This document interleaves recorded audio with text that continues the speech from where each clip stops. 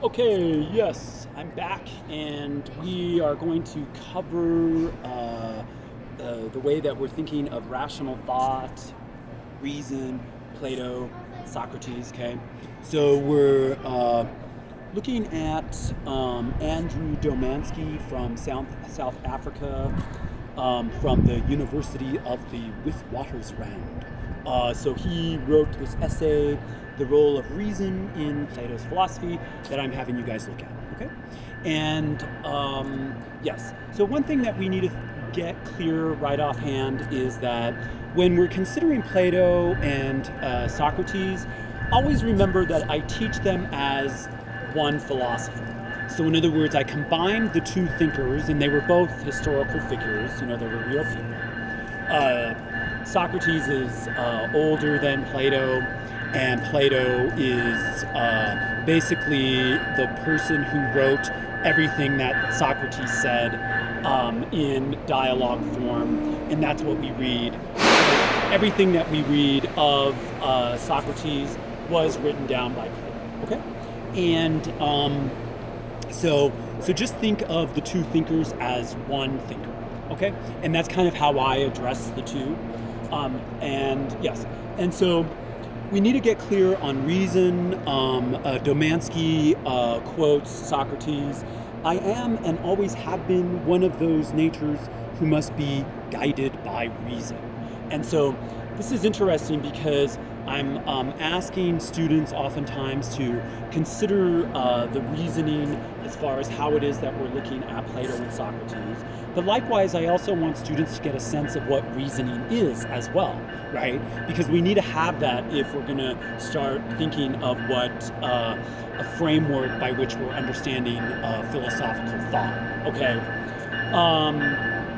And so Domanski opens with the metaphor of the golden cord. And so, in other words, reason is thought of as a golden cord, and that is what is our connecting point to the way that we're understanding knowledge, and likewise the way that we're understanding nature and other people as well, right?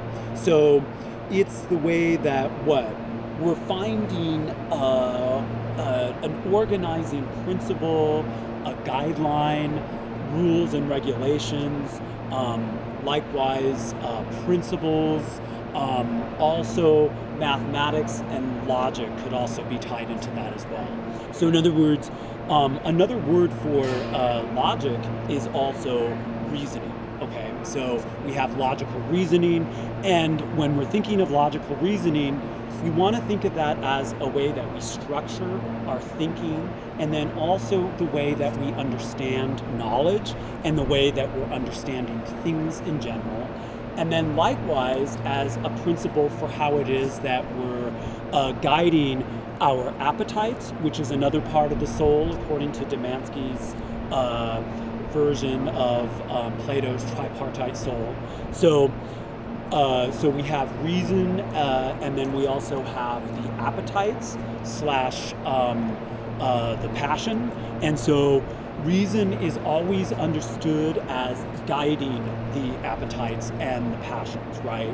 Because if we're not thinking of reason as guiding the appetites and the passion, then we're also seeing more of the ruling of the appetites and the passion, which becomes something that can be irrational, right?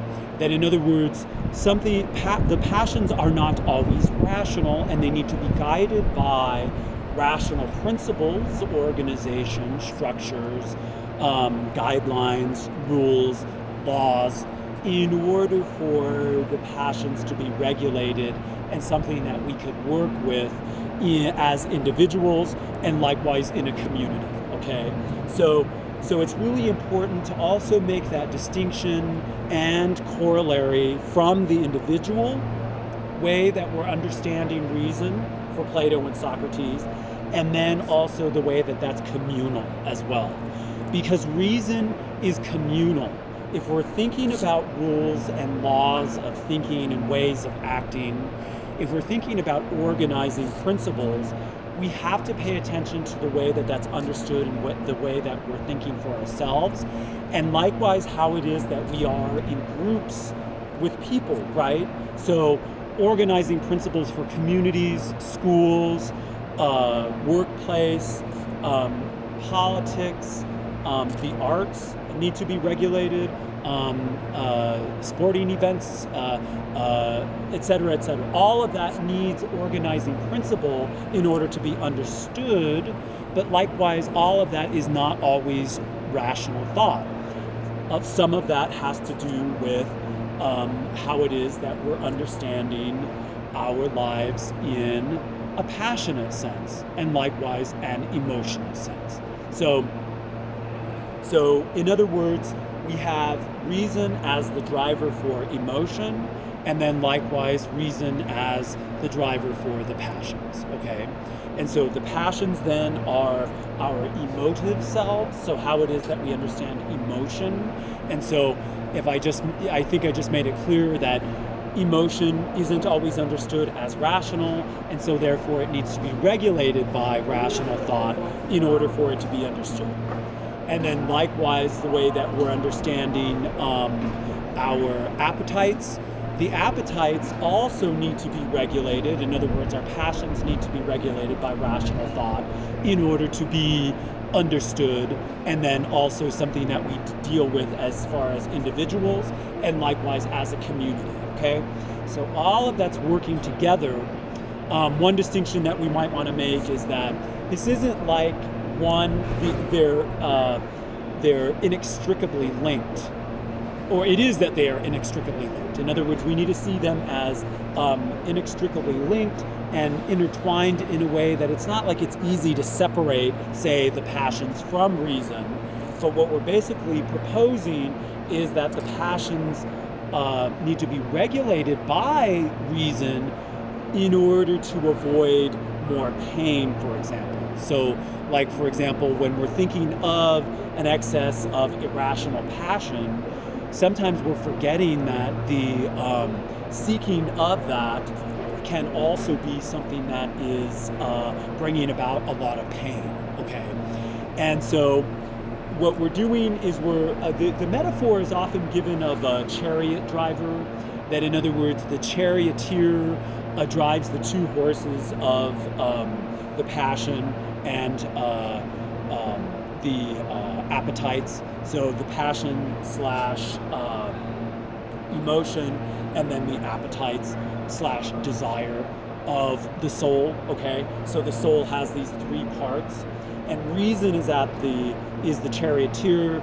It's the thinking part, and so that is what is regulating then the body of the person.